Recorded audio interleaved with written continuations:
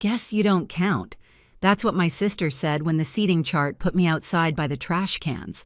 The hallway smelled like lilies and bleach. I could hear the DJ inside counting down to the first dance. My mother adjusted her pearls. My father looked away. I tightened my grip on the gift I'd wrapped the night before, smoothed my wine-colored dress, and chose silence. No argument. No tears. I stood up and walked out into the Vermont air.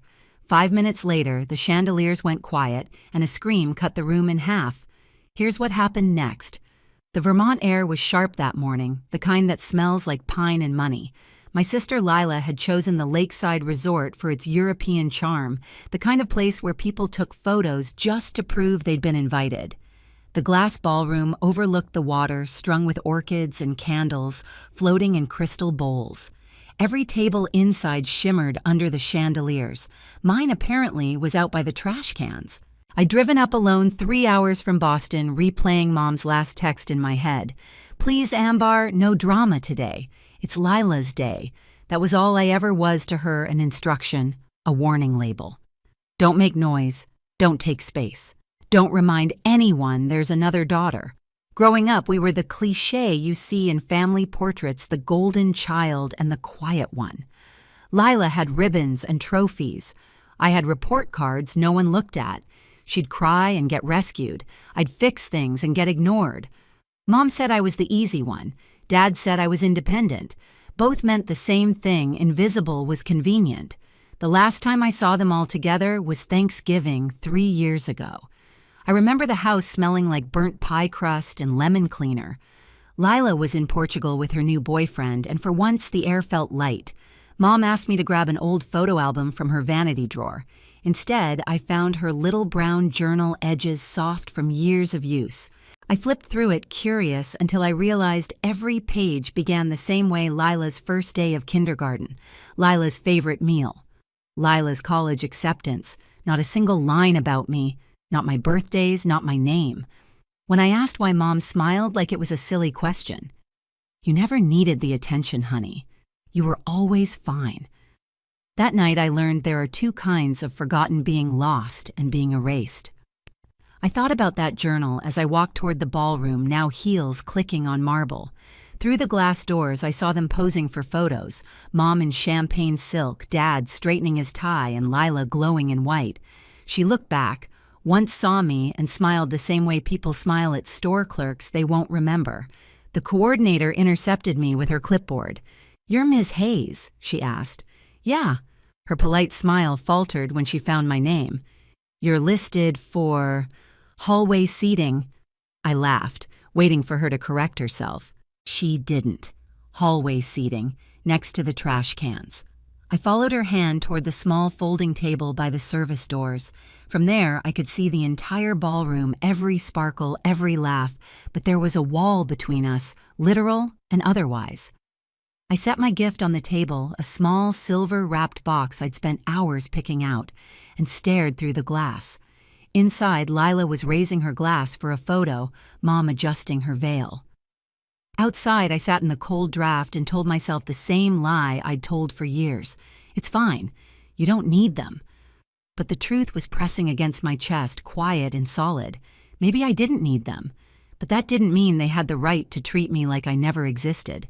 I tried to disappear into the background like always, but the hallway wasn't quiet. Staff came and went through the service door, wheeling bins of melting ice, laughing under their breath. Every time it swung open, I caught flashes of the ballroom chandeliers glittering. Dresses, swaying my mother's hand on Lila's shoulder like a crown of approval. Then the laughter shifted. I looked up and saw Lila walking toward me, bouquet in one hand, veil trailing behind, like smoke. She stopped just short of the doorway, her reflection doubled in the glass, 2 versions of her, one adored inside, one cruel outside. "Well," she said, tilting her head, "looks like they finally figured out where you belong." I blinked. "What's that supposed to mean?" She smiled, that half smile I'd seen since childhood, the one she used before stealing the spotlight. "Guess you don't count." The words landed so softly I almost missed how sharp they were. "Guess you don't count." Like it was math, like I was a miscalculation. For a second I said nothing. My throat went dry, the kind of dryness that comes from swallowing too much pride. Behind her, the photographer was calling Bride, "We need you back in the shot." She didn't move. She wanted me to react to cry, to beg, to prove her point. I didn't. I just looked at her, long enough for her smile to twitch. "You know," I said quietly, "there's always been space for both of us. You're the one who keeps shrinking it." Her eyes narrowed. "Oh, please, Ambar. Not everything's about you. This is my day. You could at least pretend to be happy for once." I let out a small laugh, the kind that sounds like air escaping from a crack. "You made sure I couldn't even sit in the same room. What exactly am I celebrating?" For a moment, the mask slipped. I saw a flicker of something fear, maybe. Then she straightened, lifting her chin. "You always twist things. Maybe Mom was right. You make everything difficult, Mom." The name hit harder than I wanted it to. I pictured that brown notebook again, every page filled with Lila's life and none of mine. "I'm not difficult," I said. "You just never like that I see things the way they are." She rolled her eyes. "You sound just like Dad, pathetic and bitter. Face it, Ambar, nobody needs your approval. Not here, not ever." She turned on her heel, leaving a trail of perfume and disdain. I watched her go, her white gown brushing the floor, and felt the familiar burn behind my eyes. But this time, it didn't hurt the same way. It burned cleaner.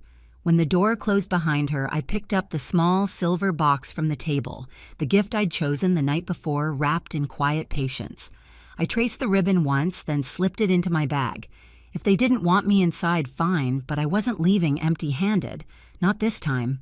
For a while, I just sat there, fingers pressed against the smooth edge of the box, listening to the muffled beat of music leaking through the ballroom doors. It was supposed to be their first dance. A perfect picture. I imagined Mom wiping tears, Dad clapping awkwardly, Lila basking in the applause. The same scene I'd watched my whole life from the edges. But edges cut. I stood up slowly. My reflection caught in the glass panel, still composed, maybe even graceful if you didn't look too closely. Inside the bag, the silver gift felt heavier than it should. I had wrapped it carefully the night before, tying the ribbon tighter than necessary. It wasn't just a present. It was proof, something that could shatter the image Lila built out of lies. 3 weeks earlier, I'd run into one of her old co-workers in Boston. A harmless lunch turned into a confession. Lila had been bragging for months about marrying Rich, about how easy it was to make Noah trust her. "He's sweet," she'd said, "but naive. A few fake tears and I get the house, the money, the last name." She'd laughed. My coffee went cold. I hadn't planned to use that information. Until today. Before leaving the hallway, I walked back to the reception table near the ballroom entrance. The wedding planner was distracted fussing over centerpieces. I slid the small silver box among the other gifts right on top of the pile labeled, "To Lila and Noah." My handwriting was neat, deliberate. Inside, on top of a crystal frame, was a folded note and a printout of the messages her coworker had shown me, screenshots and receipts. Not a threat, just the truth. I stepped back, checked my reflection one last time, and straightened my dress. My heart wasn't racing. It was steady calm in a way that felt almost foreign. Then I turned and walked toward the exit. The Vermont evening hit me with a rush of cold air. The lake shimmered under the lights, a mirror I didn't need anymore. I could hear the faint echo of clapping behind me, the crowd cheering for a dance I no longer cared to watch. For the first time in years, I didn't feel small. I didn't feel invisible. I reached the parking lot, the crunch of gravel under my heels like punctuation. No dramatic goodbye, no speech, just the quiet closure of a car door. As I started the engine, I looked back once at the glowing windows, the silhouettes moving behind glass, and whispered to myself, "Let the truth find its way." Inside the ballroom, laughter still floated above the music. A saxophonist hit a soft note. Glasses clinked, the crowd pressed closer around the couple on the dance floor. Lila glowed in that heavy white gown, the picture of perfection she'd rehearsed for months. Noah spun her once, twice the camera flashes painting everything gold. From outside through the tall windows, the scene looked like a snow globe, sealed, flawless, unreal. Then the silver box was opened. It happened near the gift table. A cousin had gathered the presents, sorting bows and ribbons for photos. Someone said, Let's have them open one a spur-of-the-moment show for the guests. Lila turned laughing and tugged the ribbon free. The paper fell away, the lid lifted, and inside lay the crystal frame and beneath it the folded note. Her hand hesitated. "What's this?" Bussa leaned over. The note slid loose and landed face up on the table. His eyes caught the screenshots before she could snatch them. He frowned, scanning the text messages printed in pale blue bubbles. A sentence stuck out. "He's so easy to handle. Cry a little and he buys anything I want." The music didn't stop right away. It just thinned. The violinist stumbled, missing a beat. Lila's fingers shook. This isn't someone's trying to... Noah didn't answer. He just kept reading page after page. Each line was worse than the last. Jokes about getting him to sign the prenup first, moving Mom and Dad into the guest house once he's settled. The same smirk she'd given me hours ago, now frozen on her face, brittle and wrong. "Who sent this?" she hissed. Her mother-in-law, Victoria, had been watching from across the room. When she heard the name Ambar Hayes whispered by one of the bridesmaids, her expression hardened. She crossed the floor with the slow certainty of someone used to authority. "I think you should read the rest before you blame anyone," she said. "These came to me this morning, forwarded from a stylist you hired. Apparently they were in the wrong thread." Lila's face drained of color. "That's not possible." Noah's voice was low. "It's real, Lila. The dates match." He turned the final page. A photo of her text, "The house will be mine by Christmas." A collective gasp rippled through the guests. Phones came out. The photographer froze mid-shot. Someone whispered, "Oh my God." Lila lunged for the papers. "You can't show people that Victoria stepped between them. You showed it yourself, sweetheart." That was when the screaming started, not loud at first, more like air leaving a body too fast. Lila stumbled back, the train of her gown catching under her heel. "No, you don't understand. He's lying. My sister, she did this." Noah's jaw tightened. "Ambar didn't write those messages. She planted them. She's jealous. She's always..." "Stop." The single word cracked through the room like a whip. "You did this. You humiliated her today, and you thought no one would ever see who you really are." Every face had turned toward them now. The DJ lowered the volume. A child's voice asked Mom what's happening. Lila's perfect day was dissolving and she couldn't hold it together anymore. She spun toward her parents. "Do something." My mother Maggie stood pale and stiff near the head table, her champagne glass trembling. My father looked at the floor, lips pressed tight. For once, neither defended her. "You knew," Noah said quietly, his voice shaking now. "You knew exactly what you were doing." He reached into his jacket, pulled out a folded document, and set it on the table. "This is an annulment petition. I already signed it." Lila stared at the paper like it was a live wire. Noah, you can't humiliate me like this." "I'm not humiliating you," he said. "You did that yourself." Someone turned off the music entirely. The room fell into a silence so deep it buzzed in people's ears. Then came the sound the guests would remember, crystal shattering as the frame hit the floor. Her voice cracked.